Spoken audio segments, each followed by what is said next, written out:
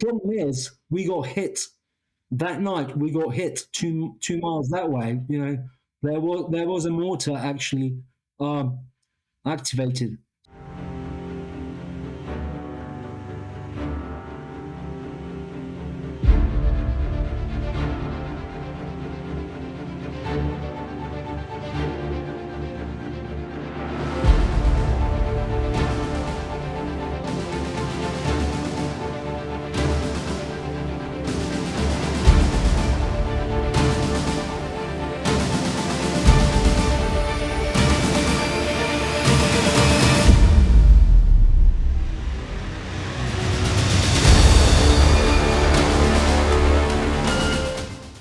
Welcome to The Recalibrated. I'm your host, Mead Kinker, and I'm here to take us through the journey of being in the service, transitioning out, and what today looks like. Our guest, Vedran Zihach, has served over 20 years as a military liaison and support officer, operating at the intersection of intelligence, security, and international diplomacy. He has worked alongside the UN, EU, U4, and other international partners. Currently, a military intelligence officer with the Ministry of Defense of Bosnia and Herzegovina, Vedran supports multinational peace and development missions, all in politically sensitive, high-risk environments where discretion and precision matter. Vedran, welcome to the show. Glad to be here, sir. Glad to have you. So let's just get into it. Let's start with the why. Why were you drawn to military intelligence? Well, my story begun. I was a refugee in Croatia. My mother got killed in August 1992. Wow. And I started my 8th grade in school in Croatia, Rijeka. I was a refugee with family there. A couple of my aunts from Sarajevo were with me.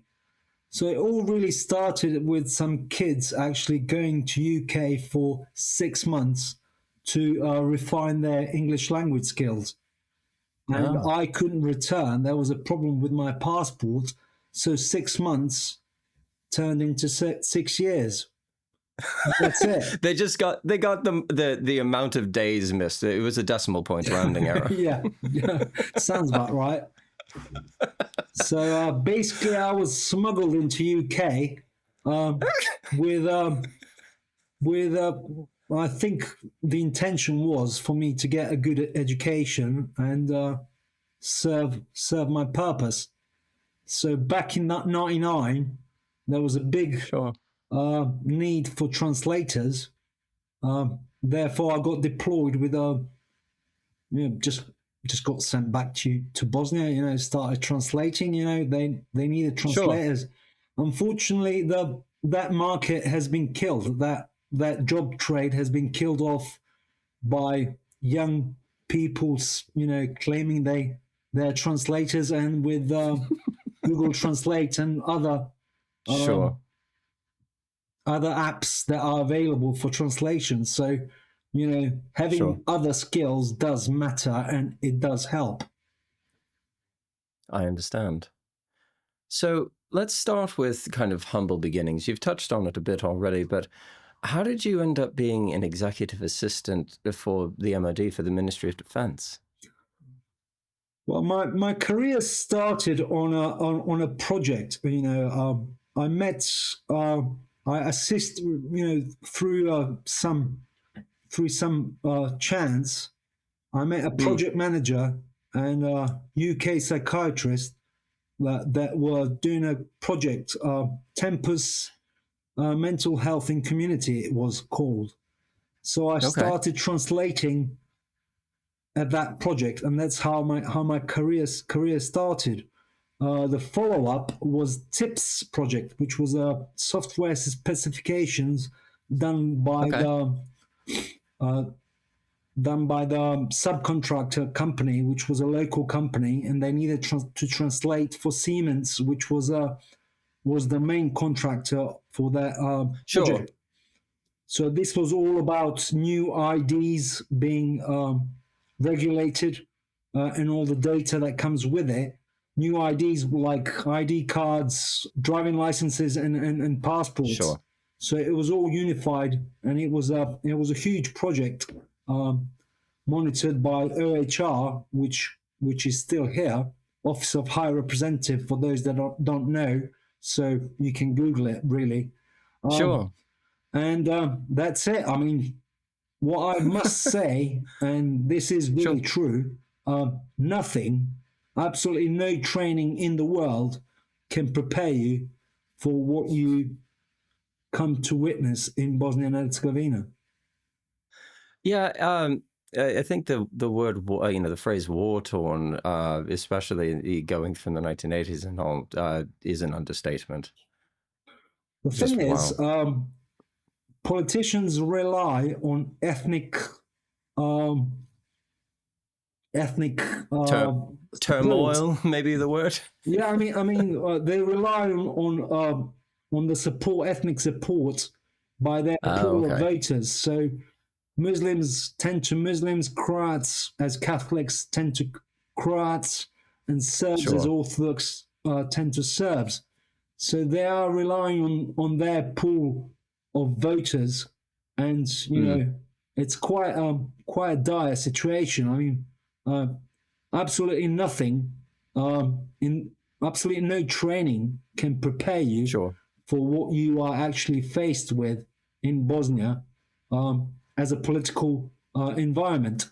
So, you know, that's basically my way of saying, you know, I have no intentions of actually being a politician until the system changes. I mean, you know, it's just, you know, it would be hypocritical of me to actually start a political career in this. You're not planning on running for office this winter.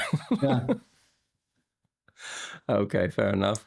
So yeah, I'm curious. Actually, the fact is, Dayton Peace agreements is still something that everyone turns back on and goes by, and you know, that's that agreement cemented what is currently happening now, and it needs to be changed. But for something to change, there needs to be a political will, and there is no will to actually change the current situation, because I think everybody's happy with a lot of free money we're getting. It's just kind of at a standstill, a lockstep at the moment, and nothing really showing signs of movement. Absolutely. I understand. I do. So I had a brief. I had a brief stint in Afghanistan with the Dutch forces. That wasn't very, very, very well. That didn't go very well. Okay. But, you know, it's that catapulted. I went from captain to lieutenant colonel in a space of a month. So. Whoa. Okay. That wasn't fun at all, actually. Yeah.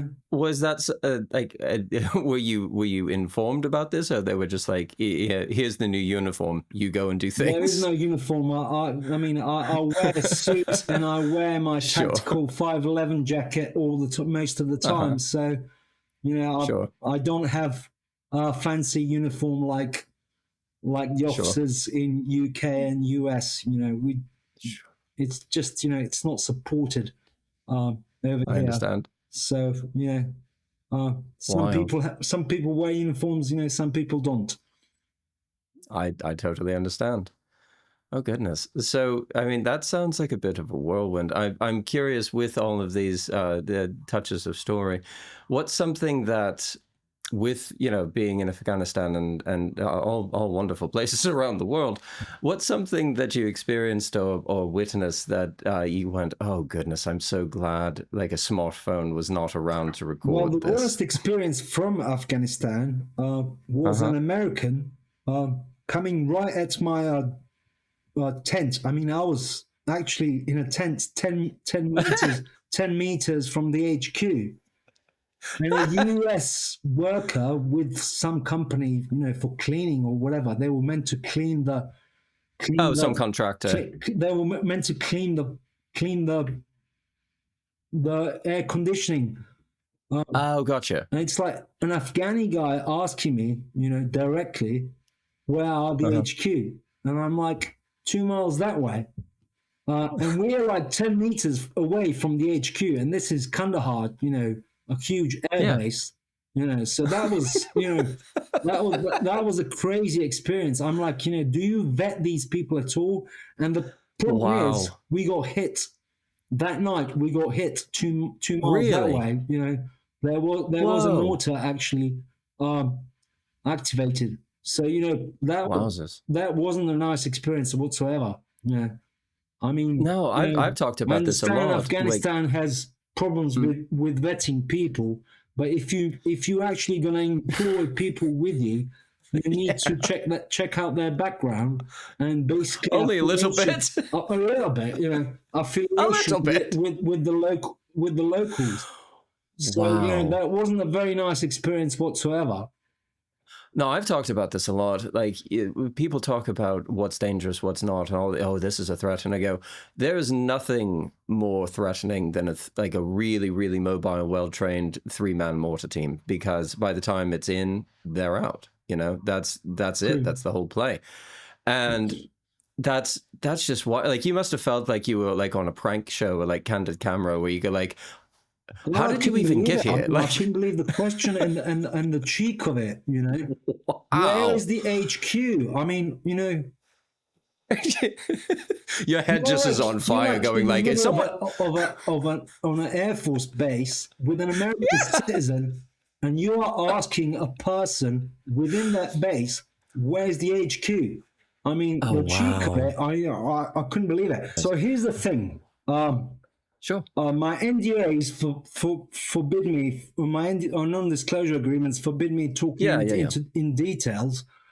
Sure. But the thing is that I'm very proud to have done is actually I used intel that was available for providing Google Earth images. Oh, really?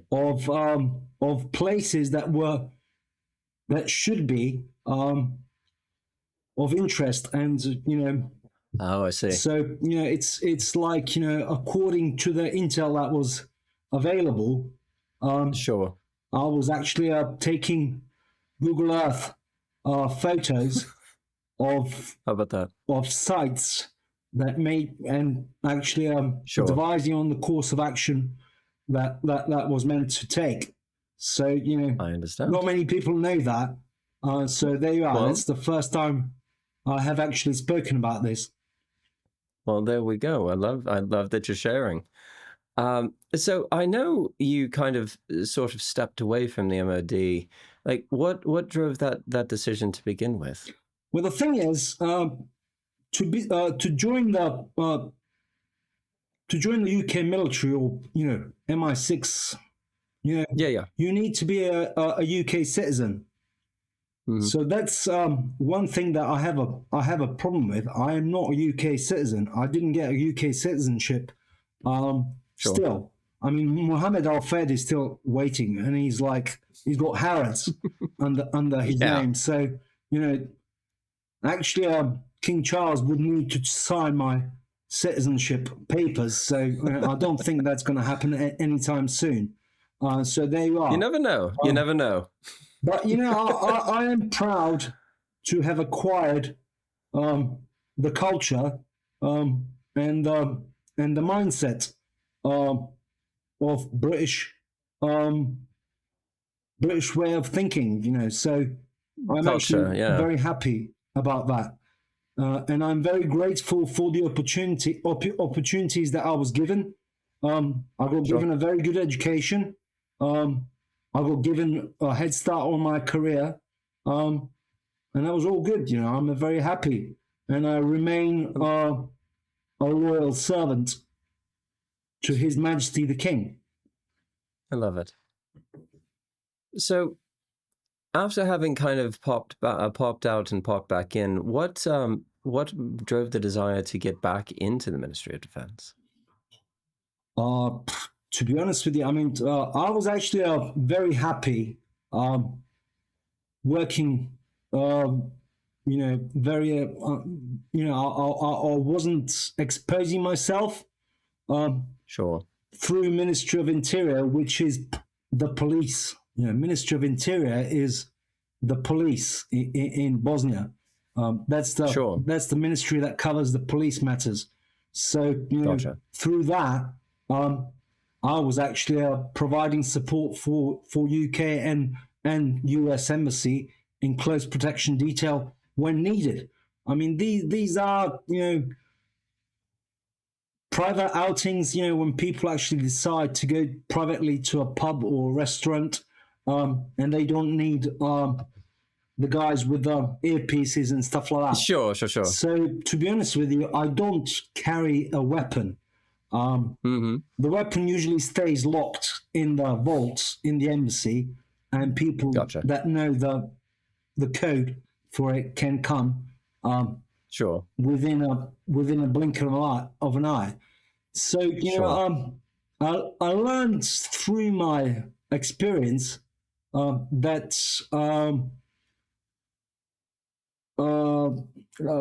how to let me find the word. That's Oh, you're good.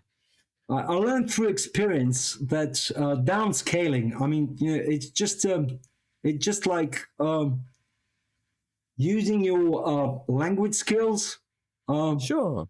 And just like kind of calming the situation. I mean, people love to show off with their guns, but it takes a special kind of character to actually pull out a gun in a crowded pub or restaurant.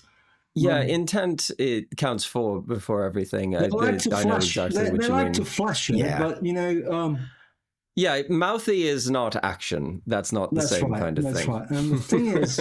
And the thing is, I learned by experience that de-escalation is the best course of action to take. Always. Because there is no legal complications afterwards. Only once did I have such a, I had to like physically actually take a physical course of action, and then the police got involved. They got involved, and that wasn't very nice, and I managed to actually get out of that sticky situation with the subject still intact. How about that? That was a successful story, but if by choice involving the local law enforcement by choice is usually the best way to do it. Yeah, well, I've said this a lot as well, and you've banged on it perfectly. The thing about you can't be involved in a fight if you're not there, and a picture walking down the street and like there's kind of a man muttering to himself, and he's looking very aggressive and all of that, and he's on the pavement. Well, if you cross to the other side of the road, you can't be involved. He's not there. True. And there's so much to be said about the kind of sophomoric, like the very young man's like, I want to get into a fight. But the problem is that young man has never really been in a fight, because anyone who have will tell you it's not fun. There's nothing fun about being stabbed. There's nothing fun about having, jaw broken or anything like that.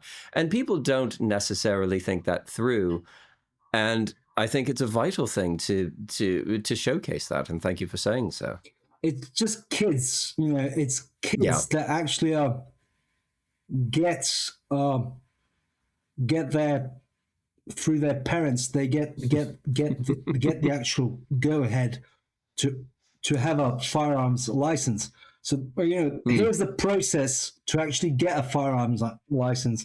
First, you need to apply for it.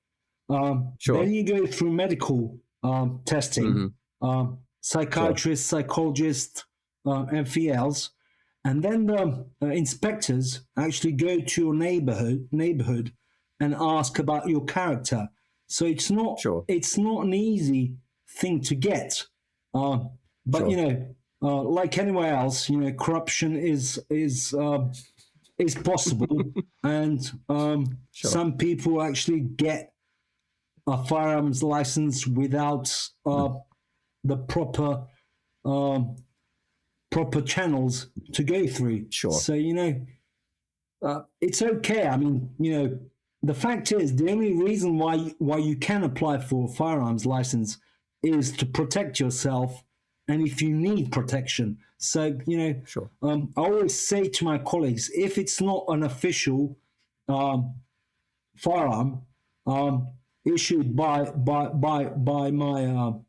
my employers, I really don't need it. It's just another headache, and it's asking for trouble. Yeah. No, I understand. Oh goodness. So 522 is actually is the caliber that's nicely situated in the vault of the embassy, and that If we need can be. rely on Yeah. if needed. So there you are. If need be, indeed. Well, wonderful. I'll say to everyone watching at home, if you love hearing what we're doing as much as we love doing it, be sure to smash that subscribe button. And I'll say today, you've gone on ridiculous journeys and been all over the entire planet. What's your mission now? Well, the secret is that I'm more or less retired. I'm getting the only income that I have is from a family pension and some disability allowance. Okay. But I am looking for some employment soon. Okay. The thing is, a lot of people. I mean, Sarajevo, Bosnia Herzegovina. I mean, it's not a secret, and this is actually true. It's regarded as the biggest holiday camp in the world. I mean, the Sure. international mission is still present, but there is no actual. Thank God, there is no actual physical or real fighting going on. So the position. I mean, the mission is going on 30 years now. And it's like, I mean, it's just like, yeah, whatever, I'm happy to take the money, So, Mm-hmm. so picture this, OSCE Sure. P3 position, Okay. you get $5,000 a month plus 200 euros per day for living expenses. So we're talking Sure. about 12,000 euros a month. Sure. Clean tax-free salary. Nice. So who would want to leave that? No, I understand. So they are. Yeah, there's a lot to be said about boring security. The thing is, UNDP, OSCE, all these organizations, they're all about round tables and discussing ways how to progress. And there is actually no progress being made. I don't think anyone is listening or actually trying to listen to these proposals. And I'm sorry to say this, but it's very ineffective. Well, you've mentioned that you're not planning on running for office, but it sounds like maybe you're the man for the task. No, I mean, I'm not a hypocrite. I Sure. don't support the system, and I don't think that anyone can be successful as a politician in this, within this system. I mean, there's there's nothing to be done until the system changes. So really, I have no political aspirations whatsoever. I understand. Well, it all starts with one. We can hope for that. Well, as they say, hope dies last. So there you are. Fair enough. Well, how about this? So over the past decades, how has your identity changed? Coming from being kind of pinballed around, going to England, coming back to the kind of the Balkans. What has it felt like for you? Last time I visited UK was 2015. I actually got a job, and the problem is, I couldn't open a bank account without proof of address, because Sure. I was actually renting a room in near near Guildhall, I think it was the place. Sure. Yeah, it's not something that I remember. So the Oh problem no, is, moreover, I was opening. meaning I like. got told by my Mhm. friend, Lieutenant Colonel Stephen Croft. Sure. Then he said to me, to open a bank account in the UK as a foreigner, you need to be a Russian Uh-huh. oligarch, or so there you are. No, I understand. I'm more of a meaning like as far as your personal identity of like lessons learned and things, and how has your personal journey been? Well, personal. I mean, I'm not sure exactly what you're asking, but the identity. Some things stay with you, um, Sure. and experience stays with you. But the fact is, I am a Catholic. My grandmother and my mother chose to baptize me as a Catholic, so Hmm. I tend to, I try to honor their choice uh, with that. So, being sent a certificate of baptism in '98 in UK as a Catholic um, Hmm. wasn't very uh, wasn't the greatest experience uh, for me, to be honest. But never mind. You know, I understand. Okay. The thing is, it was still fresh from the Northern Ireland. I mean, the Northern Ireland conflict is like really really stupid. But I understand. I understand the fear, and I understand that it's not a thing to be. So I basically, understand. my identity, Hmm. uh, being a Croat is not easy. It's Okay. Sarajevo is a majority Muslim population, and being Hmm. Catholic is not easy. Um, the A fact little is bit that of oil and water. every side actually took their side, and everybody warred against everybody. You know, Hmm. it's it's something that comes with the territory. Something that you get used to, which is why I said what I said. No Sure. amount of training can prepare you for what you are actually about to face in Bosnia and I Herzegovina. understand. I And it's understand. like walking down the main street, very easy. Very you become paranoid schizophrenic very easy, because people tend to speak very loudly um, while Okay. they're walking around the street, and that's not something that happens in UK, does it? No, it's much the opposite. Like you already know the joke that we always say is like, oh, going on in the street like the French or the Italians, like it's that kind of Yep, play. yep, yep, yep, So yep, yeah, yep, yep, yep. exactly. Yep, Giving it it's a this. friendly banter, mate. Yeah, exactly. But not being loud. Like that's not traditional as far as that goes. Mm. That actually does bring up another query. Like what strengths from your service do you feel like serve you well in your everyday? What particularly are you aiming with this question? Oh, meaning like things that, say, someone that worked at a coffee house would not have had your experiences. So, your perception of the world, like things that made you stronger, made you better. What have you drawn from all your kind of military and intelligence experiences?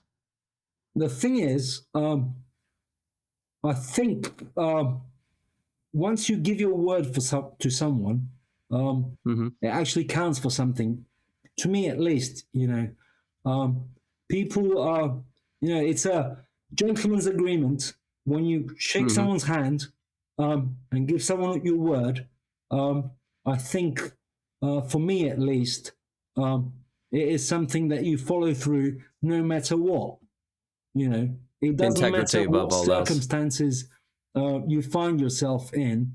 Your word is your word, and it's something that actually matters.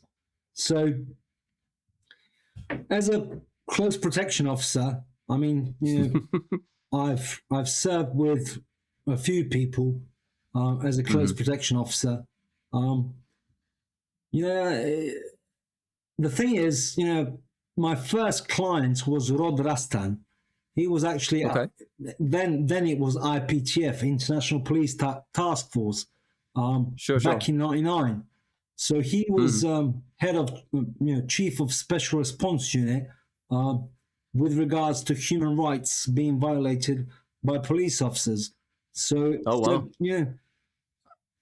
being a Yeah, I can see why people might have him kind of mocked. That's not an easy situation to be in.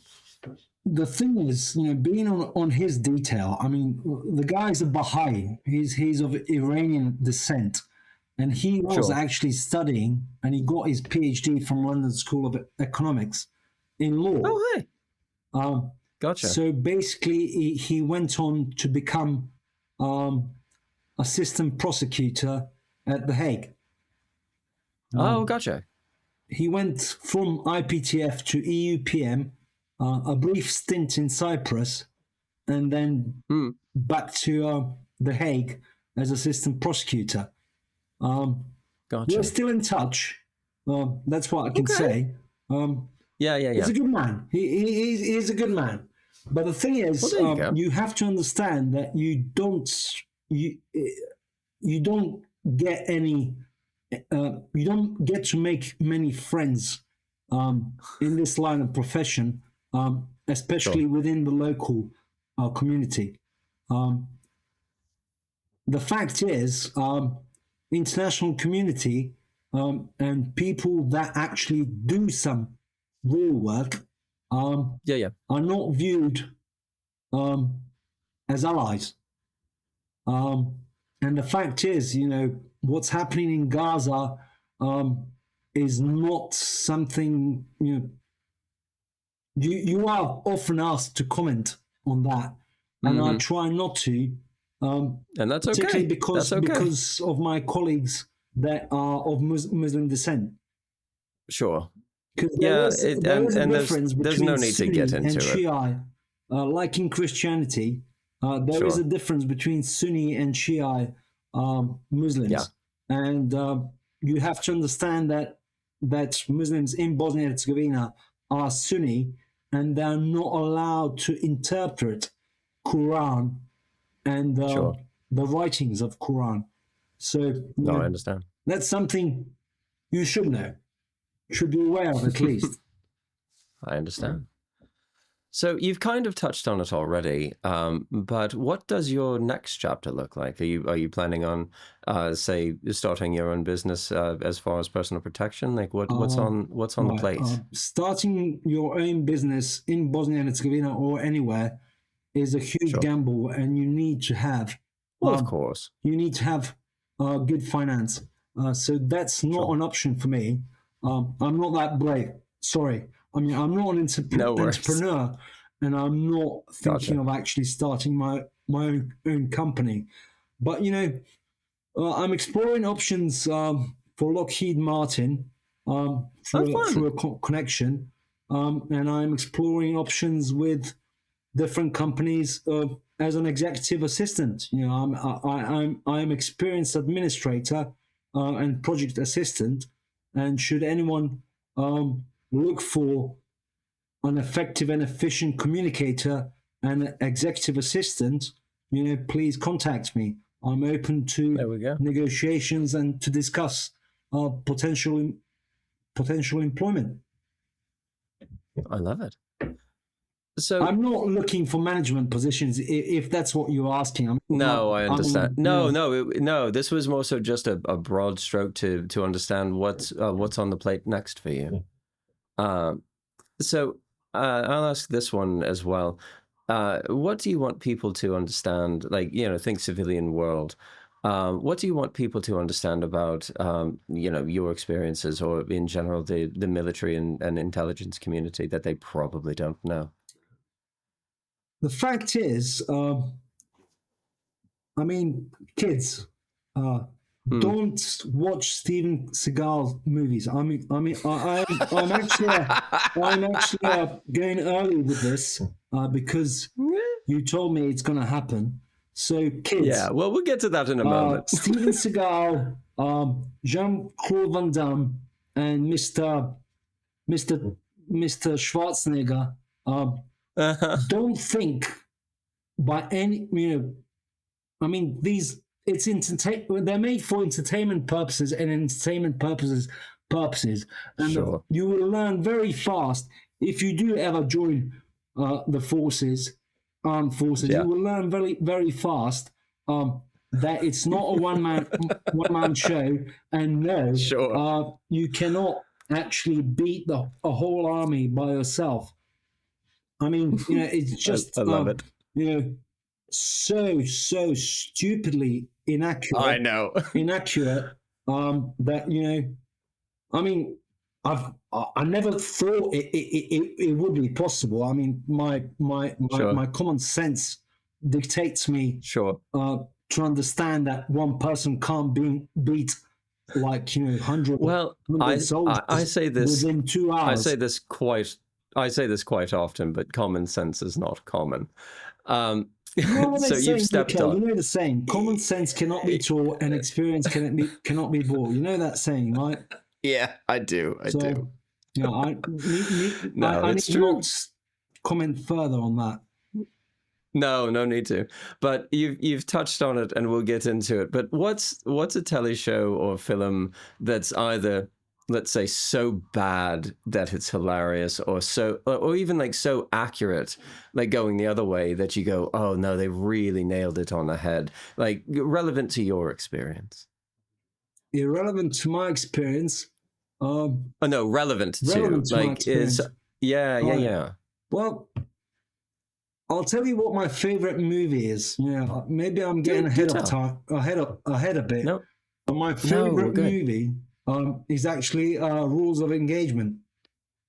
Because it actually shows clearly how some people are prepared to scapegoat an honorable officer or people actually serving their country for political reasons. Okay. It's so easy. It's so easy to throw a man's career under a bus just because you want to get ahead, or you want to find a scapegoat for something that's not comfortable.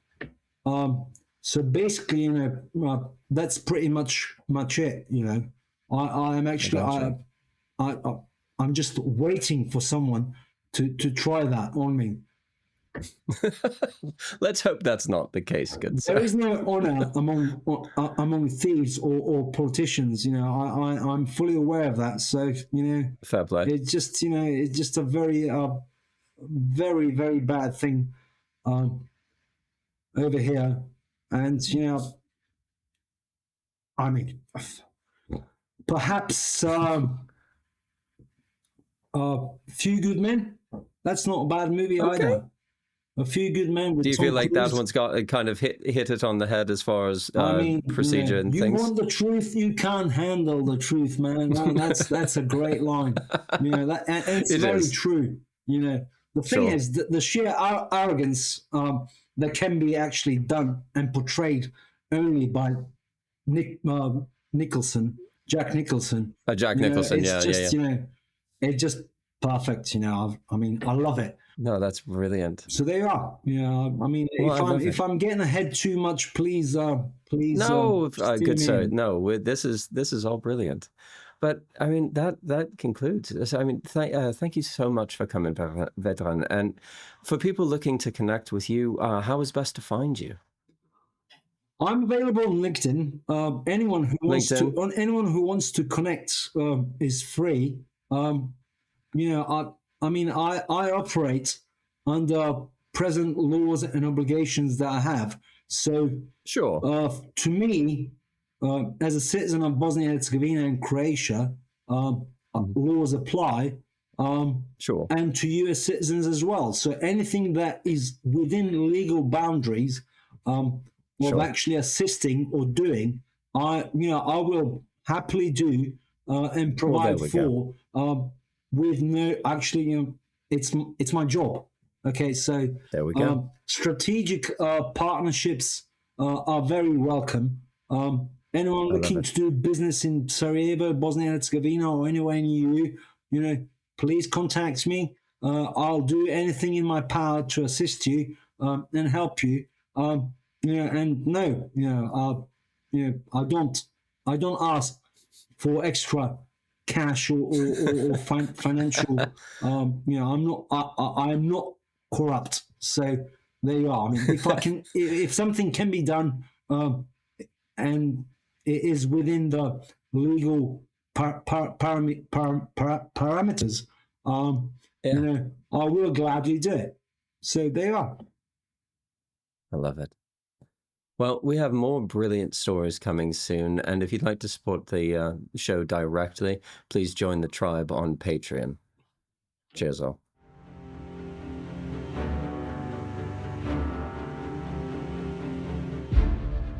I'm responsible for anything that happens within my authority. So, yes, I take the hits, and whatever happens, happens.